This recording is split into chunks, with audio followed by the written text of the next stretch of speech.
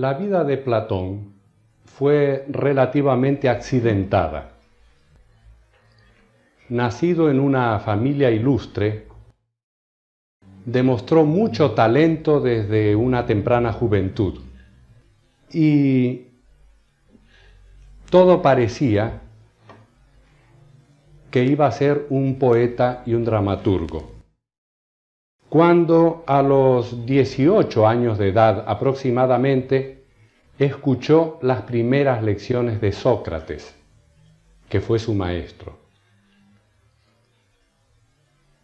El viejo Sócrates, dicho cariñosamente, filosofaba con todos los que se les ponían a tiro. Tenía una cantidad de jóvenes que se reunían a su alrededor y las enseñanzas y la mayéutica socrática fue creciendo hasta constituirse en un verdadero pilar en la historia de la cultura humana. Platón, repito, escuchó joven las enseñanzas de Sócrates y abandonó sus amores anteriores, la poesía, la dramaturgia y en parte la política. Este último amor no lo abandonó nunca del todo. Siempre estuvo interesado en la política como ciencia, tal como se entendía en la antigüedad. Hago esa salvedad, tal como se entendía en la antigüedad como ciencia. Y estuvo viajando, creo que 3 veces a Siracusa, puesto que el Dionisio el tirano primero y luego su sobrino Dion el joven estuvieron interesados en cierta manera en crear un estado ideal, un estado dirigido por filósofos. Recordemos que Platón tiene una de sus obras fundamentales denominadas La República, donde habla de las características de un estado perfecto. Pero esos viajes a Siracusa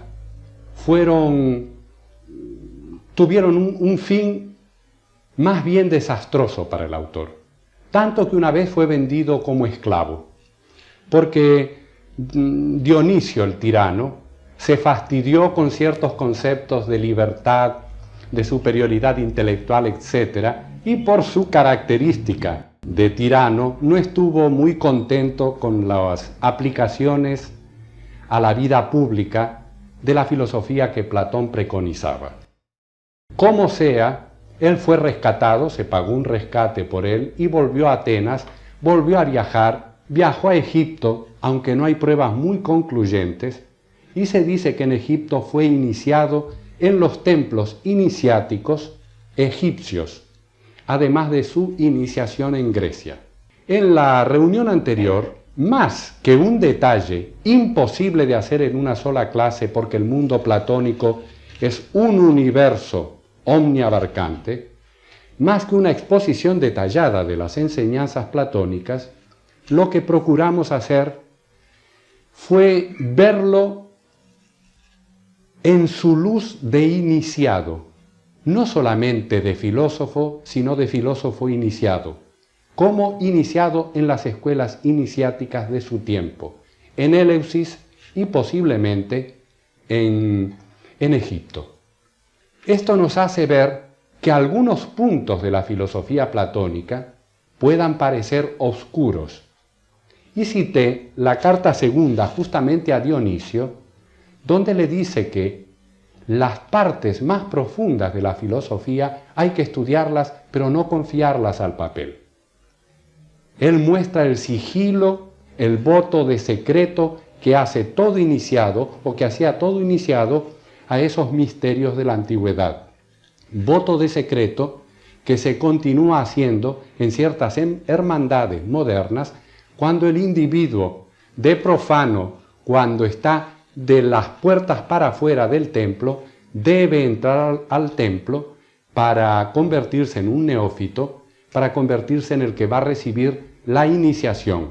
Entonces hay promesas de guardar silencio sobre determinadas cuestiones y Platón, como un iniciado, hace en más de una oportunidad la salvedad de que no puede ir más adelante en sus explicaciones.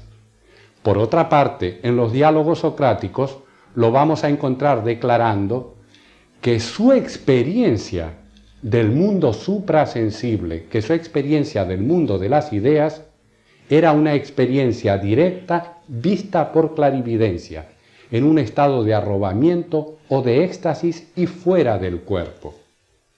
Platón no es diferente en sus explicaciones del arrobamiento místico, de la contemplación del sumo bien, de la contemplación del mundo de las ideas, que lo serán o San Juan de la Cruz o Santa Teresa, por ejemplo, en el catolicismo. Si loco y alucinado era Platón, en ese caso podemos decir lo mismo de estos místicos del cristianismo. En realidad ellos no eran ni ilusos, ni ilusionados, ni alucinados. Estaban sencillamente explicando o tratando de verter hasta donde era posible en el lenguaje humano las experiencias místicas. ¿Y quién no ha tenido una experiencia mística una vez en la vida? Las experiencias místicas que, al tratar de vertirla en un lenguaje comprensivo, racional, humano, nos damos cuenta de que están más allá de todo lenguaje, que son un estado de conciencia interior, y que las fórmulas verbales no pueden encerrar ese hondo estado interior al que se le ha llamado desde muy antiguo religión, misticismo, éxtasis, etc. En su poema de la noche oscura, diré de paso, San Juan de la Cruz, cuando tiene su epopeya, su contemplación, termina y dice: todo cesó. Y no es un nihilismo ni un aniquilamiento. Sencillamente las palabras allí ya no alcanzan y él queda en silencio porque ha llegado a una suma de contemplación que inclusive la palabra humana podría desfigurar, podría quitarle el carácter ese tan unívoco y tan sagrado. De modo pues que tratamos de ver a Platón como iniciado y tratamos de demostrar, por lo que él mismo dice, que su más sonada teoría, o como dicen ahora los críticos modernos, teoría, su teoría de las ideas, no era un proceso de elucubración, no era un proceso en que él fue perfeccionando intelectualmente una teoría, sino que la teoría es el resultado de una experiencia mística, de una experiencia interior. Las escuelas mistéricas, los misterios iniciáticos en todos los tiempos enseñaron filosofía, pero enseñaron prácticas para que el mundo suprasensible que se enseñaba en la filosofía pudiera ser alcanzado en una teofanía, pudiera ser alcanzado en una experiencia directa, en una experiencia que va más allá de lo sensible, de lo físico y de lo racional, en una auténtica experiencia espiritual que todos los místicos y todos los iniciados de cada época de la historia finalmente relatan casi con las mismas palabras.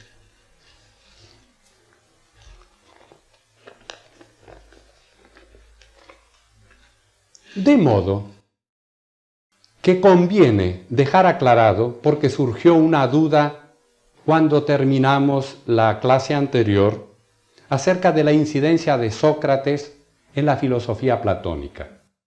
Platón escucha las clases de Sócrates y en sus primeros diálogos, en las obras de juventud, vierte las ideas de Sócrates en un lenguaje muy bello, porque él era un escritor y era un poeta. Vierte en ese lenguaje las ideas de Sócrates. Pero a medida que él crece filosóficamente, crece en su estatura interior, en su estatura espiritual interna, él va vertiendo a través o expresando a través de la boca de Sócrates ideas que sí ya son puramente iniciáticas. De manera que sí comienza dando a luz los diálogos y los trabajos de Sócrates, poco a poco, y utilizando al mismo personaje Platón comienza a expresar sus ideas. En los últimos diálogos, Sócrates aparece, pero ya sabemos que quien en realidad está enseñando por boca de Sócrates es Platón. Aclarado esto, vamos a decir que Platón crea la academia. Y como supongo que los no iniciados en estudios filosóficos puedan ignorar el origen de esta palabra, el origen de la creación de la academia, diré que la cuestión es muy sencilla. Platón gustaba de reunirse en unos jardines que había en la periferia de Atenas, en unos jardines cuyo propietario era un héroe, un prohombre nacional en Grecia, que se llamaba Academo. De este propietario de los jardines, de este gran personaje, deriva el nombre de academia, que se constituyó en sinónimo de lugar de enseñanza, lugar donde se enseña algo. En esos jardines enseñaba en medio de la naturaleza Platón, como también le gustaba hacer a otros filósofos, a Sócrates incluido. Platón más adelante compró una porción de esos jardines y entonces creó su escuela y enseñó definidamente en esa propiedad que le pertenecía. En homenaje a Academo, el lugar se llamó Academia, que significa el lugar de Academo, el sitio de Academo. Se constituyó la academia en un foco de influencia para Grecia. Las mentes más preclaras, no solamente entre los habitantes del Ágora, sino de distintos lugares de las comarcas vecinas, concurrían a escuchar las lecciones de Platón. En una edificación y en los jardines se constituyó pues la academia y ese fue el centro de enseñanza de la filosofía platónica. Platón enseñó en la academia, aparte de los periodos en que viajó, en los periodos que estuvo con esas dificultades por ahí, en el sur de Italia, enseñó en la academia hasta la edad de su muerte. Y dividió el tiempo de que disponía entre las enseñanzas orales y sus escritos, que fueron muy cuantiosos, muy numerosos. Una pregunta que puede hacerse es, si como un iniciado, como un individuo que ha participado en los misterios iniciáticos de otras escuelas, la academia fue una escuela iniciática. No podemos decir que la academia haya sido una escuela iniciática. En todo caso, sí sabemos que Platón tenía enseñanzas orales para cierto número de alumnos que nunca confió a la escritura. De manera que la academia sí podemos decir que tenía ciertas enseñanzas de carácter esotérico. Pero eso no nos debe sorprender. El mismo Aristóteles, que nunca fue un iniciado y que terminó combatiendo las ideas de Platón, tiene entre sus escritos los escritos para el público y los escritos esotéricos.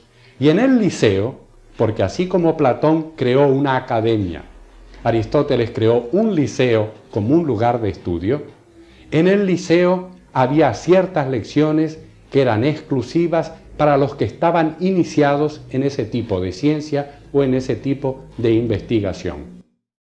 La historia del esoterismo en el mundo helénico y en el mundo romano es muy vasta y nos llevaría más de una noche estar trayendo datos y haciendo comentarios a cada uno de esos datos.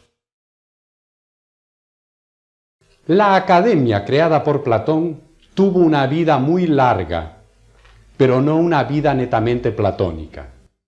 Vivió, si no calculo mal, unos 900 años, porque la academia fue clausurada definitivamente por el emperador romano Justiniano cuando el cristianismo, los teólogos, y la Iglesia Católica se hizo políticamente fuerte y cerró el resto de las escuelas y las corrientes que existían religiosas y filosóficas hasta ese momento.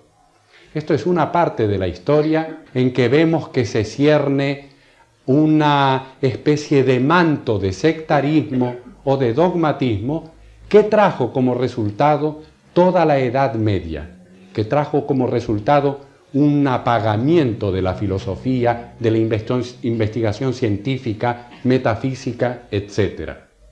La academia fue uno de los últimos baluartes en ser clausuradas, y fue clausurada en el siglo V de la era cristiana, 600 años después que había nacido Cristo.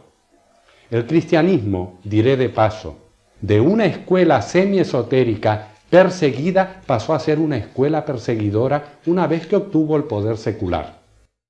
La historia tiene muchas cosas para enseñarnos y yo no puedo meterme, aunque quisiera hacerlo, y me fascina en este aspecto de la cuestión.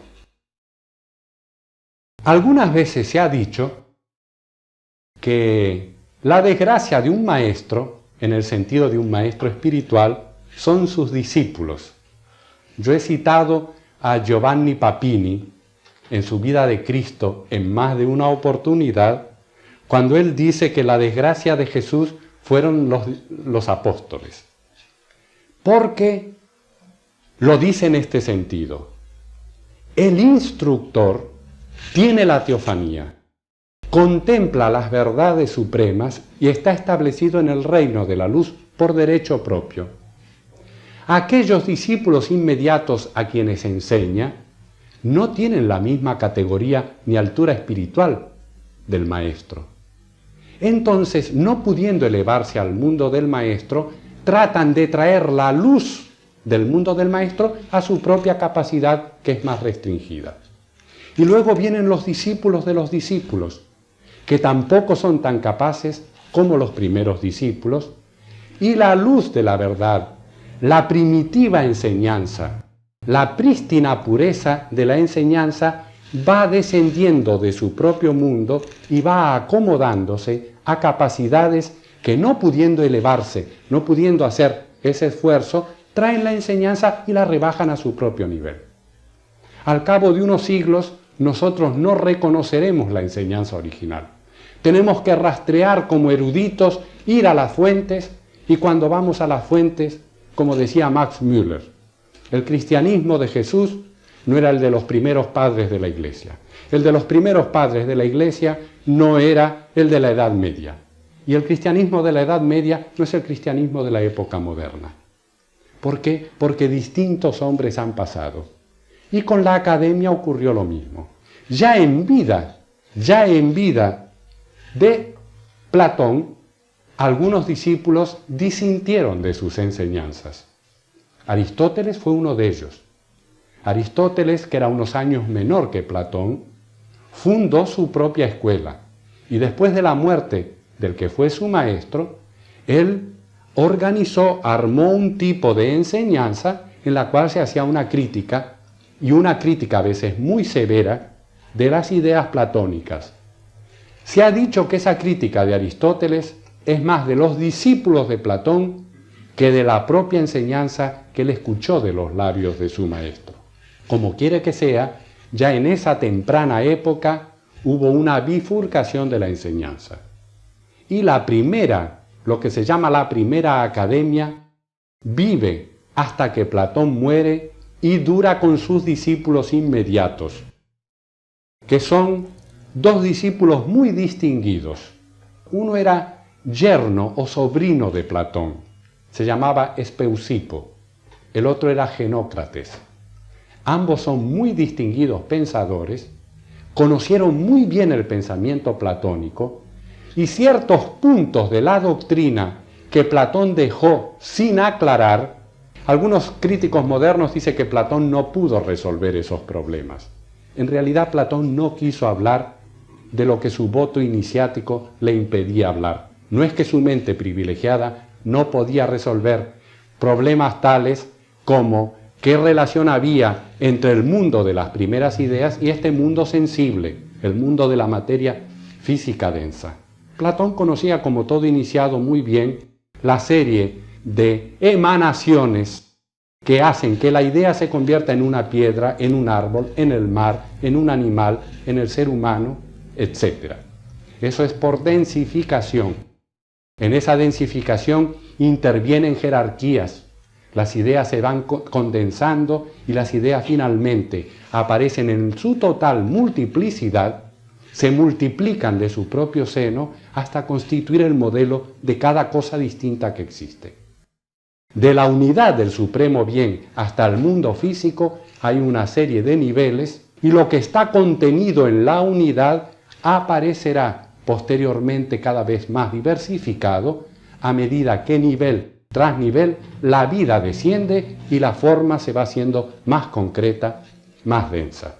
Naturalmente que el maestro sabía eso. Cuando los primeros discípulos, en los que ya se veían divisiones, Genócrates y Espeusipo desaparecen, aparece la segunda academia. Pero el primer periodo de la academia es particularmente brillante, porque con Platón y estos primeros discípulos se deja una cierta impronta en la vida de la filosofía, tanto que algunos filósofos modernos han dicho que toda la filosofía del mundo es comentario a la filosofía de Platón, incluyendo a Aristóteles. Es tan vasto el mundo platónico, es tan vasta la suma de su saber y de asuntos que toca, los problemas que se presentan a la mente filosófica, que necesariamente se ha dicho toda la filosofía posterior son comentarios o son agregados o desarrollos de los problemas que ya aparecen en Platón. Pero esos problemas que aparecen en Platón no son propios ni el dueño de esos asuntos es Platón. Eso viene de Oriente, eso viene de la India, viene de civilizaciones más antiguas. Porque ahora que nosotros tenemos documentación y libertad de investigación, sabemos que la idea del supremo bien, de la unidad de las unidades, sabemos que las ideas que van a dar nacimiento a las formas, las esferas, los círculos, los niveles, etc., son propios del pensamiento egipcio y del pensamiento de la India, de los caldeos, de los chinos, etc., es decir, de civilizaciones más antiguas. Esa primera academia une a Platón con Pitágoras, y esa feliz unión de Platón con Pitágoras hace que la filosofía posterior del mundo tenga una base en cuanto a sus principios espirituales. Espeusipo relaciona las ideas de Platón con los números de Pitágoras, como entidades vivas con una vida de por sí. Esa feliz conjunción, que es uno de los problemas más fascinantes para el investigador de la filosofía, hace que la primera academia o el primer tiempo de la academia platónica deje solidificada la metafísica con la ciencia. Luego, otros discípulos, cuando ya nos acercamos al primer siglo de vida de la academia, obviamente no tienen la altura de Platón y no tienen la altura de los primeros filósofos que se formaron al lado del maestro. Entonces comienzan las dudas, porque la mente humana tiene dudas naturales. No hablo de la duda filosófica que puede ser científicamente aplicada. Hablo de las dudas naturales. Si un individuo está muy inmerso en la materia y si un individuo carece de sensibilidad o artística o metafísica, la realidad para él serán estas cuatro paredes. Y todo lo que no sea esta realidad será una probabilidad, como dicen algunos de Platón. La filosofía platónica es una probabilidad. Quizás existan las ideas, quizás exista el bien supremo, quizás existan los mundos espirituales. Es probable de que existan. Pero mientras tanto, para mí, la realidad es esta. La toco, la huelo, la gusto, la gozo. Y como no tengo esa sensibilidad mística o espiritual, pues aquello se aparece como un cálculo o una probabilidad de carácter puramente intelectual, que es así como se juzga modernamente en gran parte a Platón, como alguien que inventó un mundo muy hermoso, es cierto, y que ese mundo quizás sea probable que exista. Es el mundo del místico, el mundo del esoterista, que el esoterista ve, que el yogi ve, que el iniciado ve y que el hombre materialista no ve. No hay que culpar demasiado al hombre materialista porque él verdaderamente no tiene ni la sensibilidad ni el acercamiento a las cosas espirituales y en cambio tiene bien desarrolladas su mente concreta y sus sentidos físicos y esto agota toda la realidad para él. ¿Para qué meternos en metafísicas entonces? ¿Para qué investigar? ¿Para qué dirigir nuestra conciencia en cursos de meditación, de purificación, etcétera, para desarrollar las potencias del espíritu?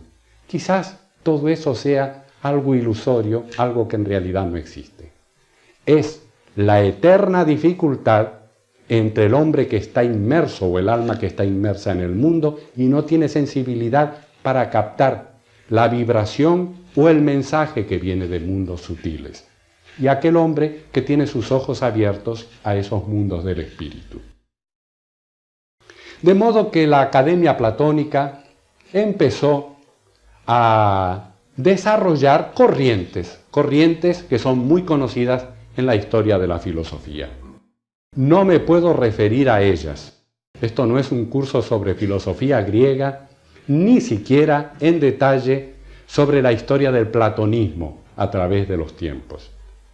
Pero de la escuela o de la segunda academia ya aparece el escepticismo, el probabilismo, algunas corrientes que después han sido muy fuertes en toda la historia de la filosofía. También aparece el estoicismo, etc.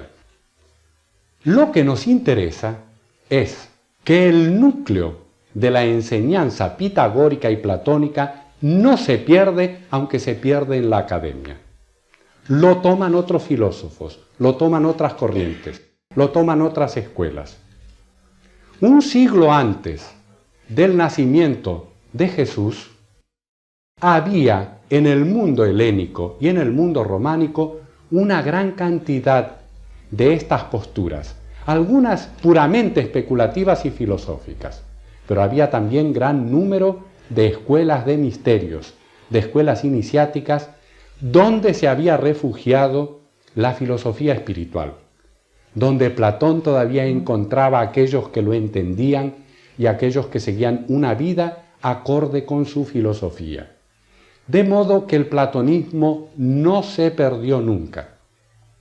Quiero referirme exclusivamente a los movimientos sincréticos, que están representados por un griego de origen judío que se llamó Filón.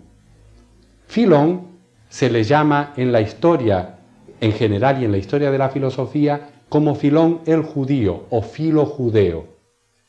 Él, de religión judía, pero criado y educado en la mejor tradición platónica y de la filosofía griega y pitagórica, iniciado en las enseñanzas secretas de los rabinos judíos, era un cabalista y él conocía las porciones antiguas del Zohar, del libro del esplendor, del libro de los místicos hebreos, conocedor de la filosofía de Oriente, de la filosofía caldea, de las distintas corrientes que vienen a través de Platón, de Pitágoras, de los gnósticos, él dijo: si todas esas corrientes enseñan la misma cosa, ¿por qué no reunirlas en una escuela? ¿Por qué no dar una clave de interpretación de las distintas alegorías y símbolos y reunir toda la enseñanza en una escuela? ¿Por qué estar dispersados? Porque los espiritualistas y esoteristas, cada uno tienen su modo de expresarse y no pueden reunirse y hacer algo fuerte, algo grande. A eso se le llamó el sincretismo de Filo judeo, de Filón el judío.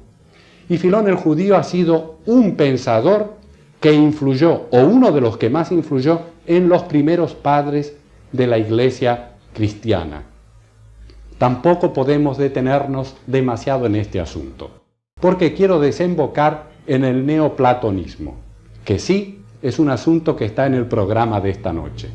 Cuando la filosofía platónica, las escuelas gnósticas, los nazarenos, los sofitas, los bardesianos, tantas escuelas que pululan en el siglo en que va a ser su aparición el cristianismo. Cuando tantas escuelas están interesadas en una misma y única verdad, en contestar ciertas y únicas preguntas fundamentales que todo filósofo se hace, algunos hombres notables empezaron a crear un sistema como Filón judío sincrético. Pero Filón une el logos con el Mesías que esperan los judíos y que más adelante toma el cristianismo en la figura de Jesús. Hay cierta sectariedad en las ideas de Filón el judío que no fueron aceptadas por una gran parte de los pensadores de la época. Y así transcurre el siglo I del cristianismo, el siglo II, hasta el siglo III. Hay una gran decadencia en el mundo griego, en el mundo egipcio, en el mundo romano. Si ustedes observan atentamente la historia, van a encontrar hechos que quizás no son casuales, quizás sean causales, grandes ciclos. Los astrólogos nos hablan de esos grandes ciclos de la naturaleza y es posible que tengan razón. En la historia hay ciclos, hay tandas de cultura y tandas de falta de cultura y de oscuración en la vida. Los siglos VI, V, IV y III antes de la era cristiana fueron siglos de esplendor filosófico, religioso en todo el mundo. En la China florecían Confucio, Lao Tse, Mencio. En la India habían aparecido Buda, habían aparecido los grandes filósofos y los pensadores que nos dieron esos sistemas extraordinarios del Vedanta, del Sankhya, de la yoga, etc. En Grecia aparecen Pitágoras, poco tiempo antes Orfeo, aparecerá Platón, Sócrates, Heráclito, de modo pues que en esos 2 o 3 siglos hay un redespertar en todas partes del mundo. Nos dirán más tarde los historiadores que también hubo un despertar muy grande en las civilizaciones americanas y también entre los galos y entre otros pueblos de Europa y del mundo. Era como si antes de empezar una época de decadencia, el fuego de la inteligencia diera un resplandor muy grande y luego comenzara a apagarse. ¿Quién no conoce la decadencia en las costumbres y en el pensamiento que desembocan en plena Edad Media, en que había tanta brutalidad, en que los hombres que sabían leer y escribir en la mayor parte de las naciones del mundo se contaban con los dedos, en que se apagó toda investigación, toda filosofía, todo amor por el saber, por la libertad, por la cultura, en la que la humanidad estuvo tan sumergida en la ignorancia que costó vidas, sacrificio, esfuerzos para salir de ella en el Renacimiento. Se apagaba una luz y ese apagar de la luz hizo que un hombre de gran talento, Amonio Sacas, maestro de Plotino, maestro de Clemente de Alejandría, el gran padre de la Iglesia Católica, que se pasó del neoplatonismo a las filas del cristianismo, y de otros tantos, creara un sistema que revivía a Platón, pero que lo revivía entrozado, unificado con las grandes corrientes esotéricas de todos los tiempos. Se llamó a esa corriente neoplatonismo. Empieza con Amonio Sacas, de quien no se tienen escritos y de cuyas ideas conocemos por sus discípulos, por lo que los discípulos hablan de él. Curiosamente, si ustedes toman textos modernos, van a encontrar que los textos le dan una gran importancia a Plotino, pero no a su maestro Amonio Sacas, a quien Plotino consideraba tan superior a él que lo denominó Teodidactos, el enseñado por Dios mismo. Los discípulos de Amonio Sacas reverenciaron a su maestro y lo consideraron como un ser fuera de lo normal. Él, con su genio, con su capacidad, creó una escuela que ofreció la posibilidad de unificar a todas las corrientes del pensamiento esotérico y lo logró. Diré de paso que la señora Blavatsky, cuando crea la Sociedad Teosófica, tiene sus ojos puestos en la escuela neoplatónica, y así lo declara en el 5º volumen de la Doctrina Secreta. Dice, ese es el modelo que perseguimos. Una enseñanza tan unificadora que da las claves de interpretación de los símbolos religiosos, filosóficos, emblemáticos de todas las épocas, que puede unificar a todos los pensadores y a todos los que estudian acerca del saber oculto.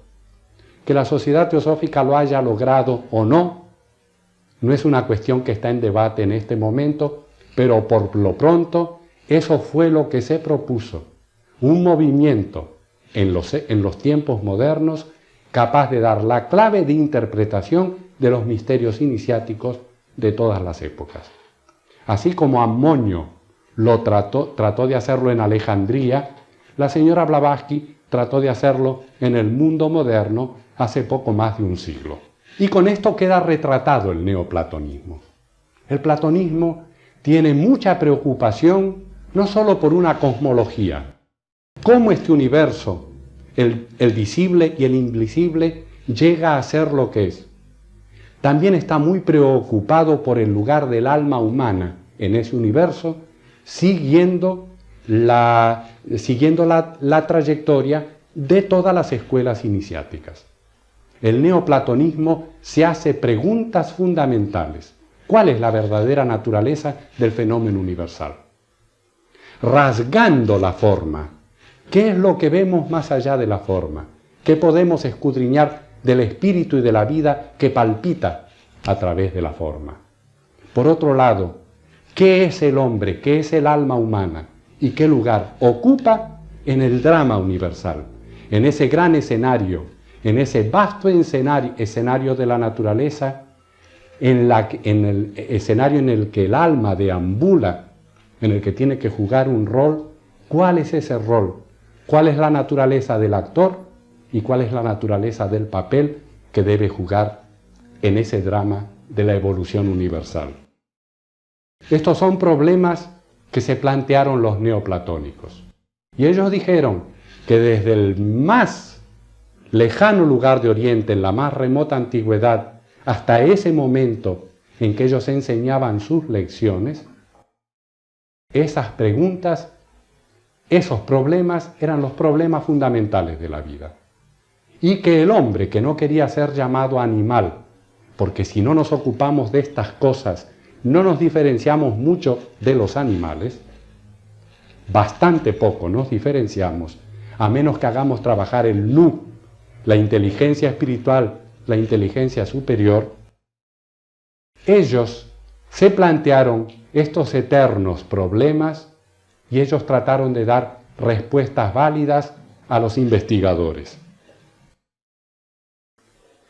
Esto es lo que podría decir del platonismo, de la academia y de los movimientos que continuaron.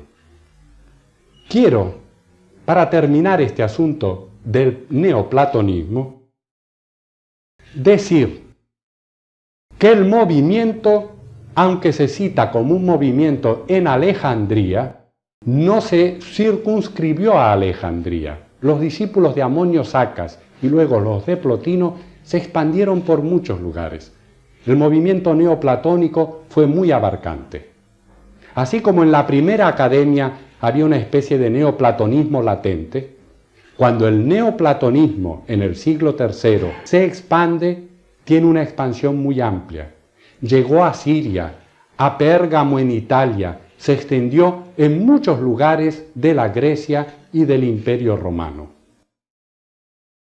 En Alejandría y en otros lugares del mundo terminó el neoplatonismo cuando la naciente religión oficial del Estado, el cristianismo, consideró que todo lo que no era cristianismo era herejía y debía ser, por tanto, destruido. Así nosotros llegamos también, en relación con el neoplatonismo, a igual fin que con la academia que supervivió durante casi 900 años. ¿Cómo nos corresponde ir en estas lecciones? Dando aspectos de las enseñanzas esotéricas, de las escuelas de antes de los tiempos de Platón, de las escuelas griegas y de la moderna teosofía que se expresa a través de la Sociedad Teosófica desde hace 106 años, vamos a ir viendo enseñanzas fundamentales de la teosofía de todos los tiempos. Como vamos a trabajar a través de estas lecciones mucho con la palabra principios, quiero leerles parte de lo que el filósofo Ferrater Mora nos dice en su diccionario enciclopédico de filosofía, en el artículo correspondiente a la palabra principios. Además de leer Isis sin velo de la señora Blavatsky, les recomiendo a los interesados en estos asuntos que lean el artículo sobre principios en el diccionario de Ferrater Mora. Tomando la palabra principio de la interpretación platónica y postplatónica, Ferrater Mora dice que principio describe el carácter del elemento al cual se reducen todos los demás. Repito, principio describe el carácter del elemento al cual se reducen todos los demás. Tal elemento sería, en cuanto realidad fundamental, el principio de todas las cosas. En este caso, principio sería aquello de lo cual derivan todas las cosas. Principio sería, básicamente, principios de realidad. Es el supremo bien de Platón y el número uno de los pitagóricos. Será el logos manifestado de los inmanifestado de los órficos y será el supremo Brahma de los hindúes. Será también, posteriormente, la divinidad de algunos de los primeros padres de la Iglesia Católica, que en todo caso esa divinidad no la comparaban al Dios de Israel, que era una cosa distinta para ellos. Aristóteles habla mucho y utiliza mucho la palabra principio en más de un significado. Algunos de los pensamientos aristotélicos son: principio es un punto de partida del movimiento de una cosa. Otra vez dice, es el mejor punto de partida, el elemento primero e inmanente de la generación, la causa primitiva y no inmanente de la generación. De manera que todas las cosas se reducen al principio de los principios, al número de los números, a la causa primera universal. Ya en tiempos del cristianismo, para muchos escolásticos, principio es aquello de donde algo procede, pudiendo tal algo pertenecer a la realidad, al movimiento o al conocimiento.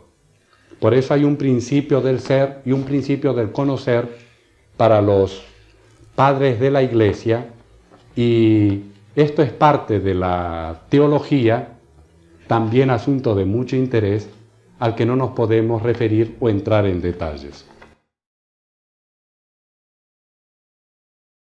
Otro aspecto de principio es muy importante: punto de partida que no sea reducible a otros puntos de partida. Ese es el punto de partida y no se puede reducir. Es un elemento simple, no es reducible. No es un compuesto. Punto de partida que no sea reducible a otros puntos de partida.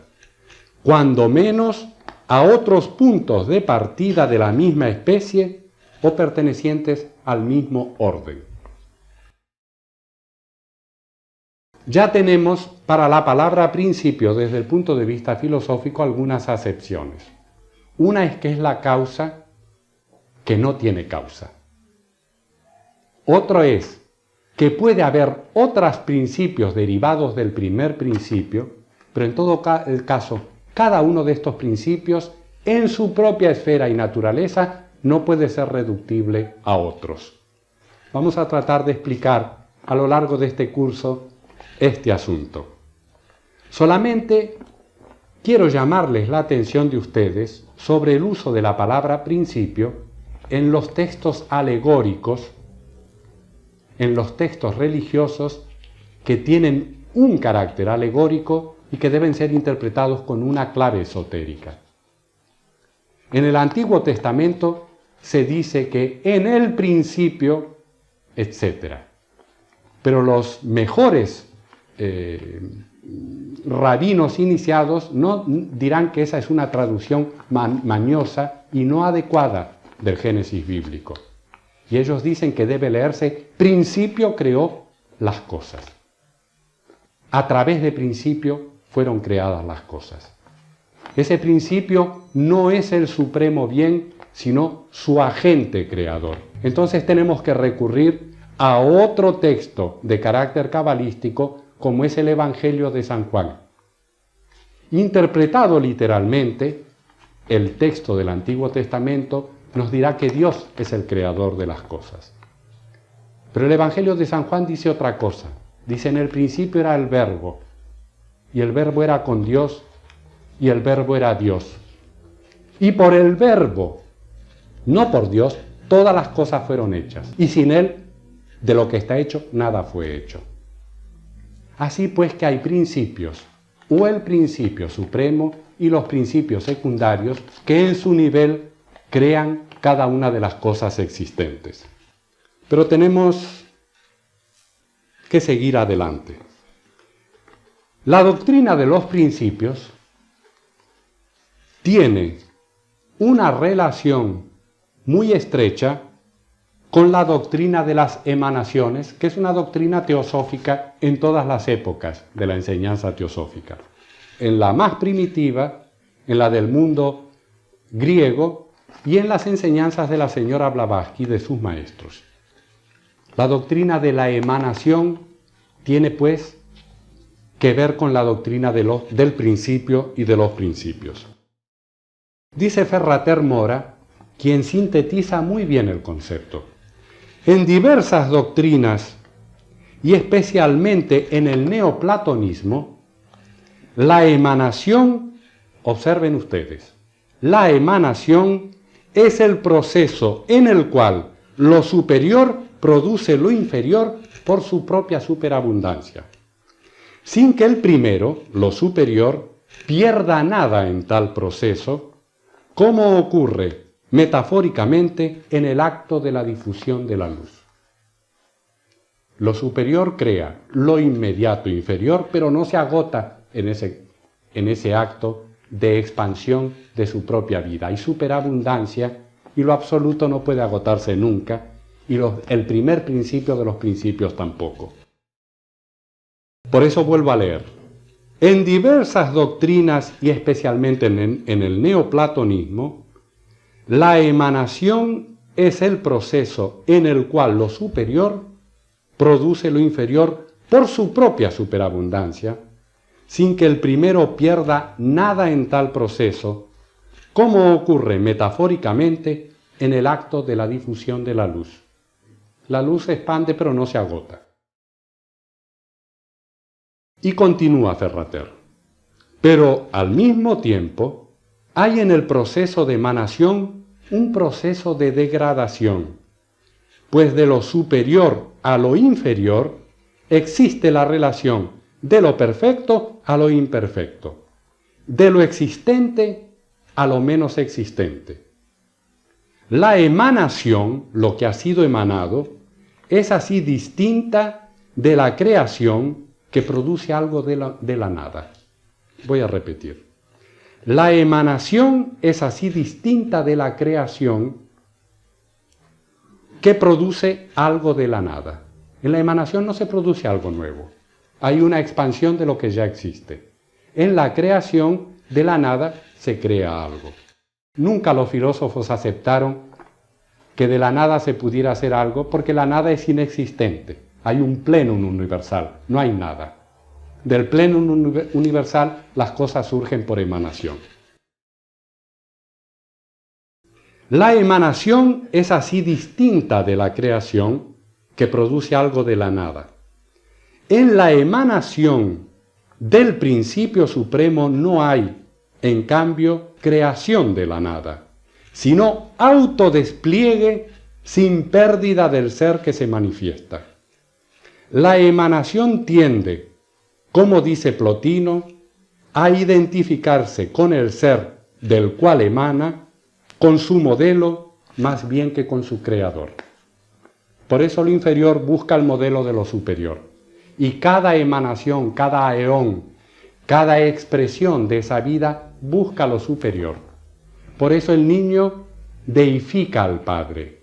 Y por eso los seres humanos, cuando ya estamos cansados de los valores mundanos que nos damos cuenta que no sirven para nada, buscamos el origen de aquello que nos emanó. Como una emanación que somos de ese centro divino, buscamos la divinidad. Por eso el hombre primero va hacia afuera y luego va hacia adentro. Cuando madura, un hombre busca el centro, el origen de aquello de lo que él es emanación. En la naturaleza todo es así. Repito pues y termino, la emanación tiende, como dice Plotino, a identificarse con el ser del cual emana, con su modelo más bien que su creador. Antes de entrar en la última parte de esta disertación de hoy, quiero decirles que esta noche estoy enunciando ciertos asuntos y dando una cierta visión de ellos. Pero en la clase de mañana, cuando tratemos del alma, de su origen, de la naturaleza del espíritu, del alma, de la naturaleza psíquica y física del ser humano, vamos a retratar las emanaciones y los principios y vamos a trabajar en el pizarrón para tratar de hacer más comprensible este asunto que es muy fascinante y muy importante.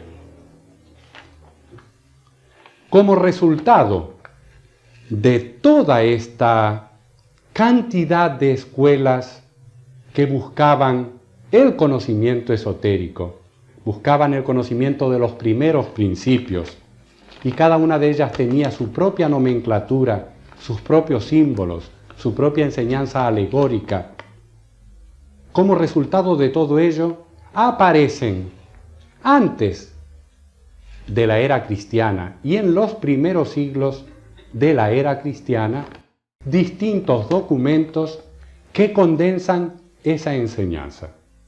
Yo voy a leer una condensación de los oráculos caldeos, que es una enseñanza que, como aquí dice, aparece, o por lo menos está redactada, en el idioma del siglo II de la era cristiana, pero que por sus alusiones a Pitágoras y a cosas de la historia de siglos anteriores, posiblemente fueran enseñanzas muy anteriores al siglo II de la era cristiana.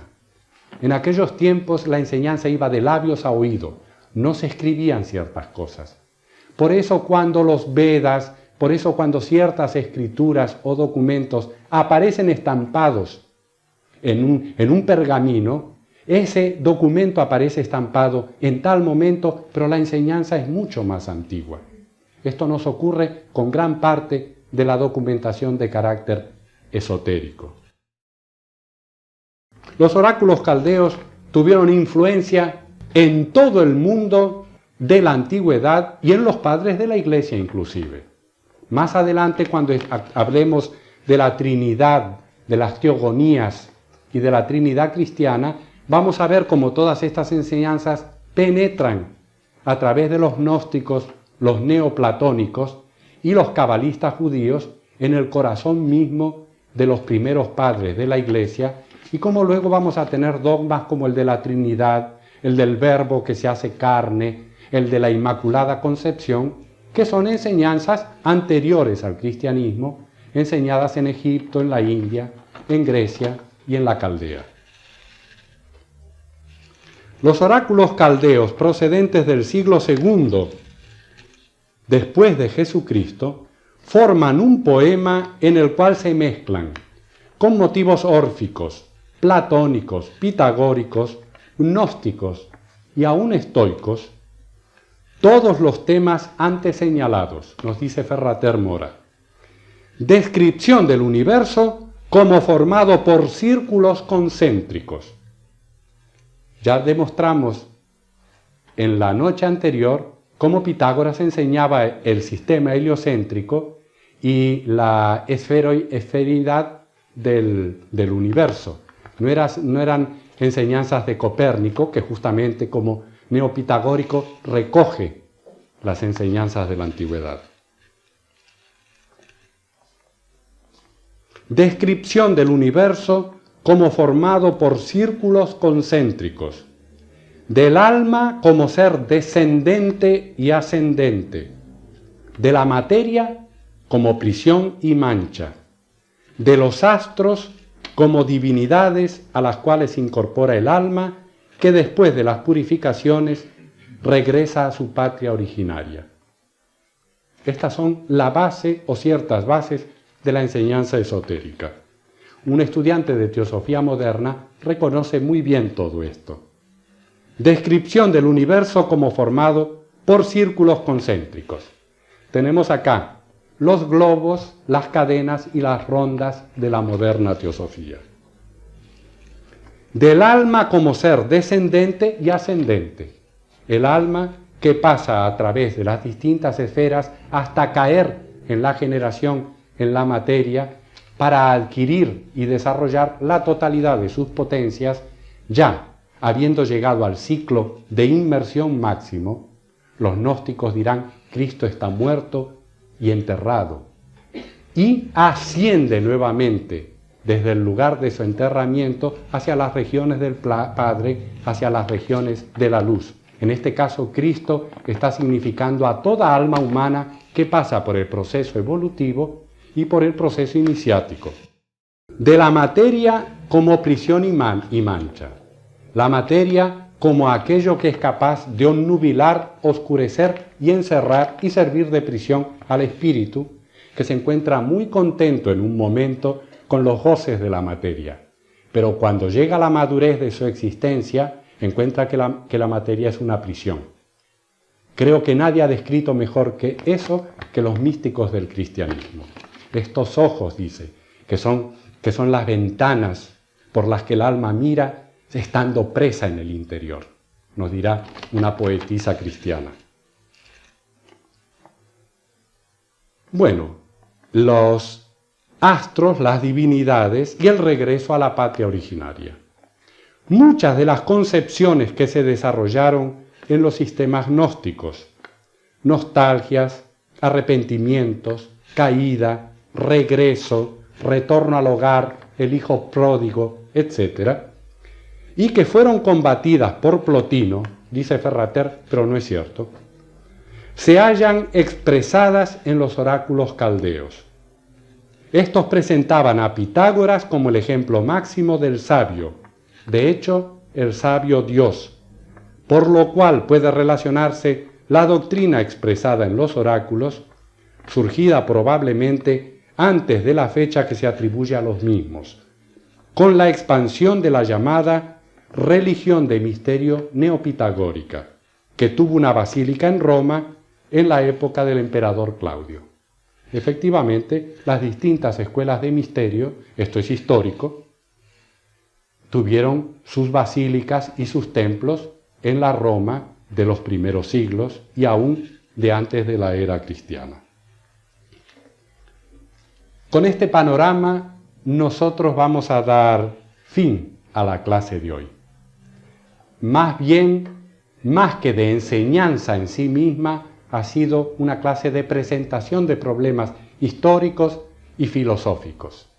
Porque en la clase siguiente, en la clase de mañana, trataremos de contestar, o por lo menos de dar el punto de vista, lo que la teosofía piensa acerca de algunos de estos problemas, pero en especial el problema del hombre. Porque se ha dicho, y creo que es verdad, que nada interesa más al hombre que el hombre mismo.